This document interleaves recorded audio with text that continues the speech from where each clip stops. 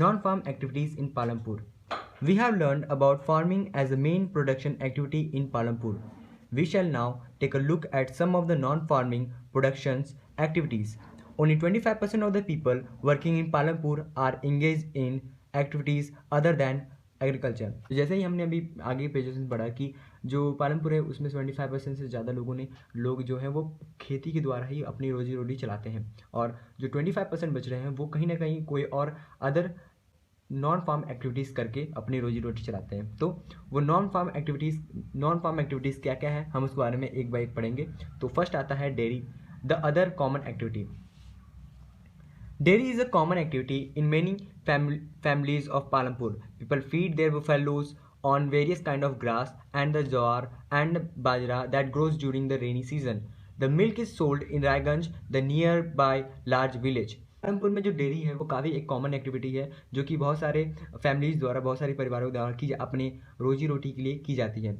जो लोग हैं वो क्या करते हैं कि वो अपने भैंसों को घास और जवार एंड बाजरा खिलाते हैं जो कि रेनी सीजन में होता है, और जो मिल्क होता है वो बेचा जाता है रायगंज में, जो कि एक गांव है जो कि कुछ दूरी पे है पालमपुर से।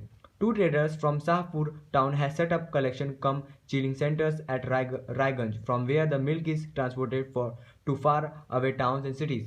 तो शाहपुर में कुछ दो बड़े ट्रेडर्स हैं जो कि दूध का व्यापार करते हैं।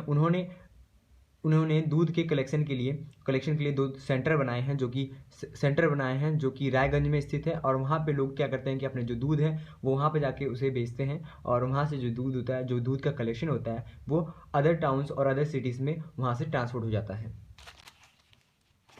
Second, an example of A small scale manufacturing in Palampur. तो पालमपुर में स्मॉल स्केल पे मैन्युफैक्चरिंग की जाती है, उसका कुछ एग्जांपल्स यहाँ पे बताए जा रहे हैं। At present less than 50 peoples are engage in manufacturing in Palampur.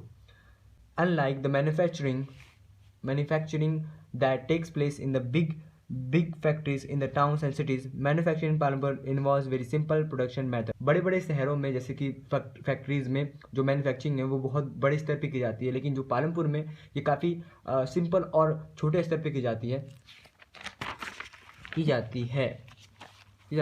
And are done on a small scale, और ये छोटे स्तर पे की जाती है। They are carried out mostly at home और in the field with the help of family labour, rarely are labourer heirs.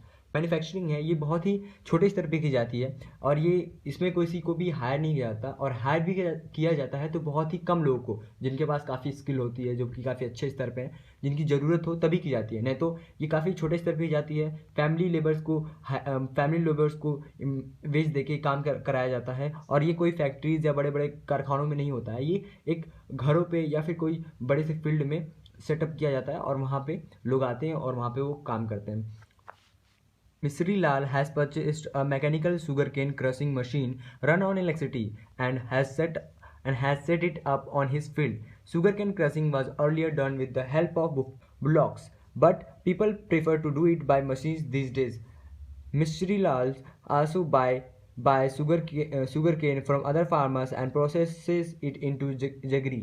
Jaggery is then sold to trader at Sahpur. In the process, Sri Lal makes a small profit. तो पहले जो sugar cane होता था उसको crush करने के लिए बुलकॉट्स या फिर बुलडॉग्स को की जरूरत पड़ती थी, लेकिन इस समय लोग मशीन द्वारा करना ज़्यादा प्रेफर करते हैं। तो मिश्री लाल क्या करते हैं कि वो दूसरे फार्मर से भी शुगर खरीदते हैं और उसको क्रश करते हैं और प्रोसेस करते हैं और उसको जगरी यानी गुड़ बनाते हैं, और बड़े बड़े बाज़ारों में जैसे कि बड़े बाज़ारों में या गाँव में जैसे कि शाहपुर जो कि टाउन है, वहाँ पे बहुत सारे ट्रेडर हैं जो कि वहाँ पे ख़रीदते हैं, उनके यहाँ बेच देते हैं, और इस प्रोसेस में मिश्री लाल को एक अच्छा खासा या छोटे अमाउंट पे प्रॉफिट भी होता है।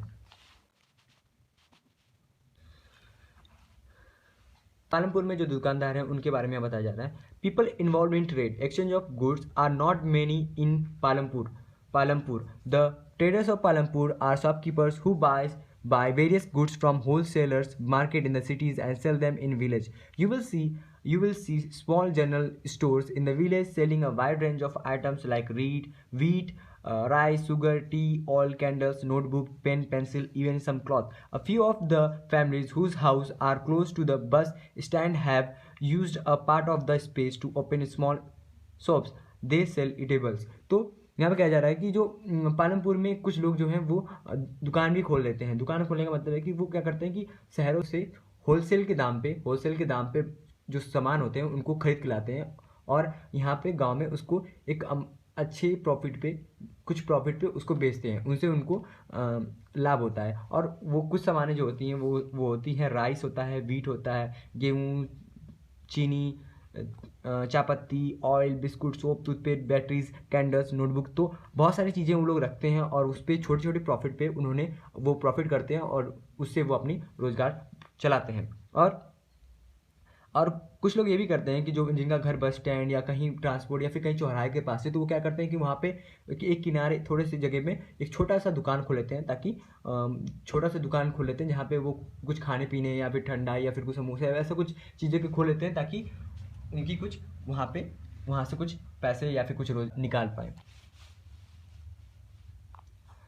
Kareem has opened a Kareem has opened a computer class center in village. In recent years, a large number of students has been attending college in Sapur town. Kareem found that a number of students from village are also attending computer classes in the town. There were two women in the village who had a degree in computer application. He decided to employ them and he brought computers and set up the classes in the front of room of their house overlooking the market. High school students have started attending them in a good numbers. तो करीम नाम के व्यक्ति ने पालमपुर में एक छोटा सा computer class खोला, जहाँ पे अब काफ़ी अच्छे अमाउंट पे जो स्टूडेंट हैं, जो बच्चे हैं, जो हाई स्कूल के बच्चे हैं, वो आके वहाँ पे सीखते हैं। आसपास के गांव और शहरों से भी लोग बच्चे आते हैं और वहाँ से सीखते हैं। और जो पालमपुर में दो वुमेन हैं जो जिनके पास कंप्यूटर में उनके पास डिग्री है, तो करीम सोचता है कि मैं उनको हायर कर लेता हूँ, और करीम उनको हायर कर लेता है और शहर से कंप्यूटर भी खरीद लाता है और क्लासेस के लिए वो क्लासेस में वो सेटअप भी कर देता है। गांव में कोई भी कंप्यूटर क्लासेस ना होने की वजह से जो बच्चे हैं, जो हाई स्कूल के बच्चे हैं और आसपास के विलेज में जो बच्चे हैं, वो क्या कंप्यूटर क्लास में सेंटर में आते हैं और पढ़ते हैं और काफ़ी अच्छे अमाउंट में बच्चे अब आ रहे होते हैं। 4. Transport, a fast developing sector. There are variety of vehicles on the road connecting Palampur to Raiganj.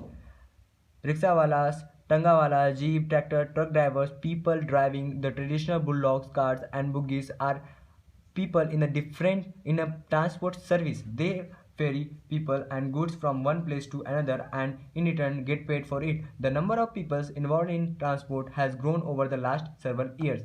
तो जो there are variety of vehicles on the road, तो जैसे हमने सामने पढ़ा कि पालमपुर में काफ़ी अच्छे रोडें हैं, तो वहाँ पे काफ़ी अलग अलग डिफरेंट काइंड के व्हीकल चलते हैं, जैसे कि रिक्शा वाला, संगा, जीप, ट्रैक्टर, ट्रक, फिर उसके बाद बुल कार्ट्स, बुगीज। तो ये सारी चीज़ें वहाँ पे चलती हैं और वहाँ पे वो जो पालमपुर से रायगंज, पालमपुर से शाहपुर, ये सारी जो रोडें हैं काफ़ी अच्छी हैं। तो वहाँ पे अच्छे अमाउंट पे लोग व्हीकल चलाते हैं और उससे अपनी रोजी रोटी चलाते हैं। कुछ लोग क्या करते हैं कि कुछ सामानें हो वो एक प्लेस से दूसरे प्लेस, एक गांव से दूसरे गांव, एक शहर से दूसरे शहर ले जाते हैं, तो उससे भी उनको कुछ पैसे मिलते हैं और उससे वो अपनी रोजी रोटी चलाते हैं।